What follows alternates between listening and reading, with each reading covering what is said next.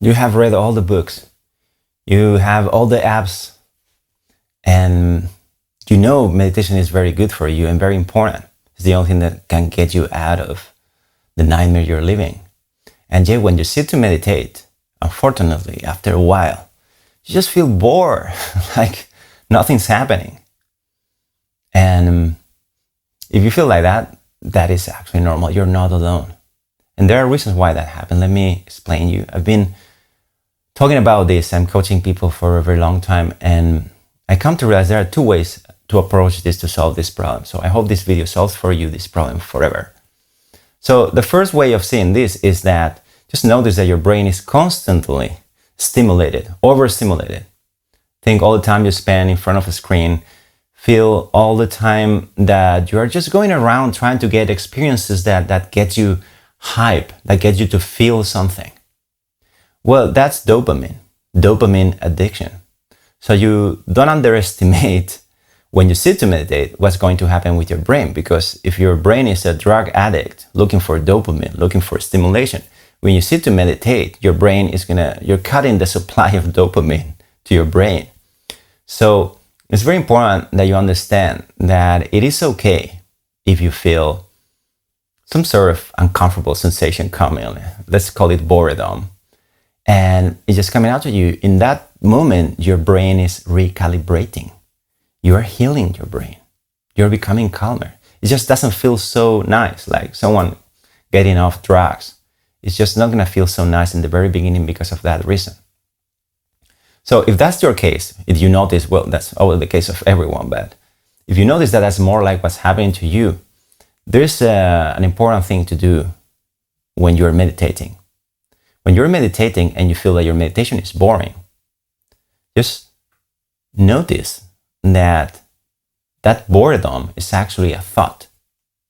You could have exactly the same sensation, and if you don't attribute the label boring and the meaning and the concept of boring, suddenly the experience just changes into something else. I'm not saying there's going to be something very pleasant or comfortable, but suddenly it will become way more interesting if you don't put a label to it, or just ignore this idea that how would it feel if you wouldn't think that it's boring? You will fall asleep, something else will happen, but it wouldn't be boring. So it's very important to understand that you are actually part of that dynamic of boredom instead of just a passive victim of it. So that's one way of seeing it. And the other way of seeing it, which is the most exciting, it is to turn your meditation into something exciting. How you do that? First thing, the reason why most people fail meditating for a long time is not something you have to push yourself to.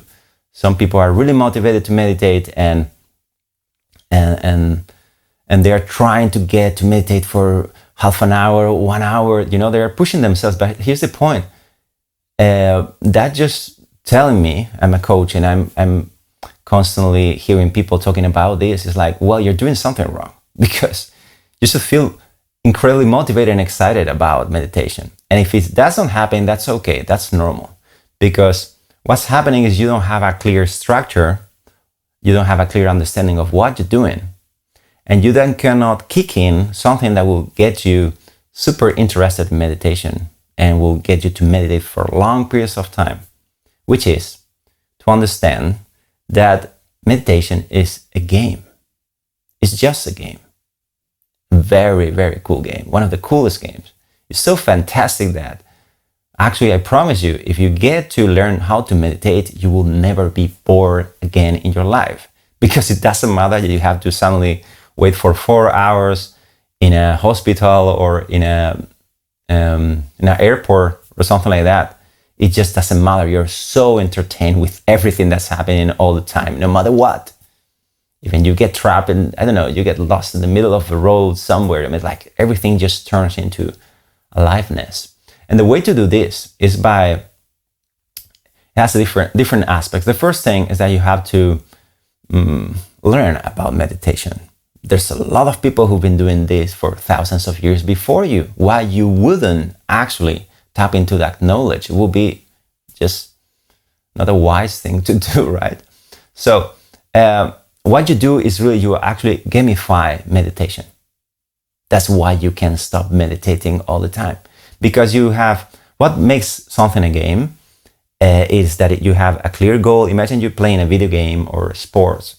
You have a clear goal, then you have a structure that tells you how you're referencing from where you are to that goal, and it gives you in the case of a video game, will be stages or levels in the video game.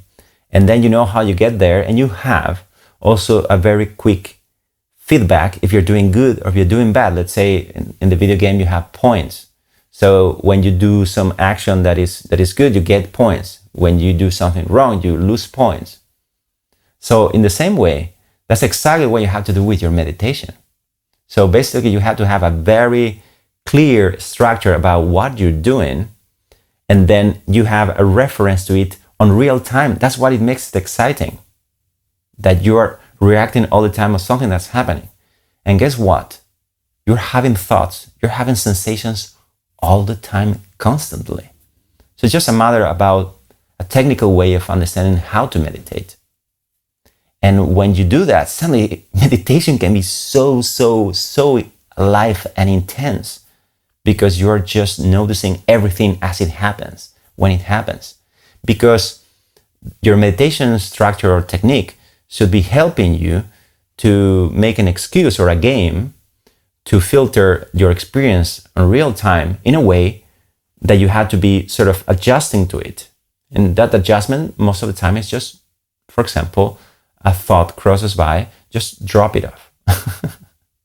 Try to do that, just that. You're having thoughts all the time. Just when a thought comes, or specifics, for example, about the sensations in your body, or your breath, or your anything. There's a lot of meditations you could be following, but I strongly suggest you to have a good structure, because I'm guessing, if you've been so far in this video, that you're actually a meditator. You do meditate regularly, and you know stuff. You may have done retreats. So the point, what I'm suggesting you to do is to go deeper, get better, learn more, find a teacher, find a reliable structure that you can take as a reference, and you will feel excited and you will feel results. That is my case.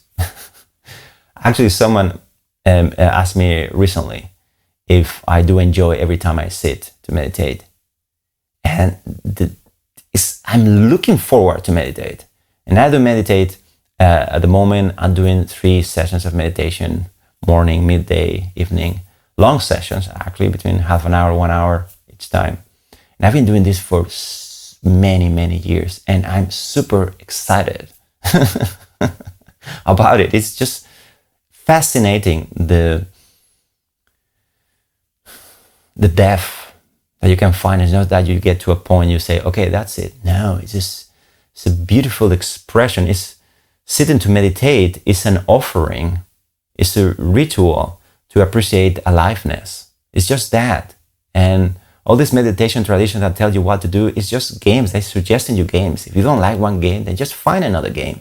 But ultimately, all these structures are just allowing you to more intensively get off the train of thoughts and all your ideas and concepts about the world, and actually start experiencing this moment, because this moment, the moment where you are right now, is everything you're looking for. It's just your head that says, this is not the case. Actually, this and that, and I feel like this because of this or because of that. Well, that's all thoughts in your head. And I understand it's not so easy to get out of that, but it is absolutely possible. And not only that, it's not that you're just going to get calmer and more peaceful, all these mindfulness benefits that people say because of studies. No, it's the most exciting and fascinating thing that ever happened to you. Just to understand what meditation is doing. Meditation is a game, it's an excuse. It's something fun. It's something that you should be engaged to, motivated, interested. And if you're not, that's okay. It happens to everyone. It means that you haven't found the right technique. You haven't found the right teachings for you. You haven't found people around you that know better than you, that they could inspire you and help you overcome the problems you may have found on your path. So I always recommend, for most of you there, probably you don't have access to a teacher. You may not sure what good, reliable teachings are. So I always recommend these two books, The Attention Revolution by Alan Watts and The Mind Illuminated by Jula Dessa. You're going to find the names written in the description of this video and some other free resources you can access to. And you can turn everything around. And I'm here to help you. That's why I'm making this YouTube video. Actually, I'm not really aiming for having, I don't know, a lot of views and things that, reasons why people go on YouTube to make a career of it. No, I'm here because it's fascinating to me to help other people. And you are one of them. You're watching this video up until this point. Come on. You're really into it. So you can write in the comments and tell me which problems you have with it. And I will certainly answer you and give you time-proven advice. I say time-proven because I've been doing this for many years. So I'm pretty sure that there was never the case that I couldn't help someone. So if you're ready for it and you want to learn to meditation, first then, get one of these two books and learn a strategy that will give you stages and will give you a clear procedure, and have fun with it. Because that fun is the sign that you're actually meditating. If you're getting bored, you're actually not really meditating because you are getting bored. So what you can do in that situation, again, is you can turn, as I was mentioning before, your boredom into the game. So you observe your sense of boredom to get out of it. And you realize that you've never been bored anyway. It's just a thought crossing your mind. And when you switch into that perspective, everything is fascinating and interesting all the time, always, ever. Even uncomfortable situations in your life will become, it gets to the point that you don't want ever life to be different than it is. And all this process can be gamified. And if you find a pointer from a teacher and now that really gets you, that's fantastic. If you're already awakened, then cool, fantastic. But if you notice there's still a gap, there's still moments in your day, in your life, that you're not there, then gamify your life with meditation. Make your experiencing of your life a game. That's what meditation is. And you start sitting and having these structures, and over time, you will be able to do it all the time, everywhere. And that's how you escape the simulation. It's how you turn everything around. So let me know if this was helpful, and I'm open. Let me know what the problem is. Let me know if you want me to make videos about anything specific you're dealing with, and I will try to serve you.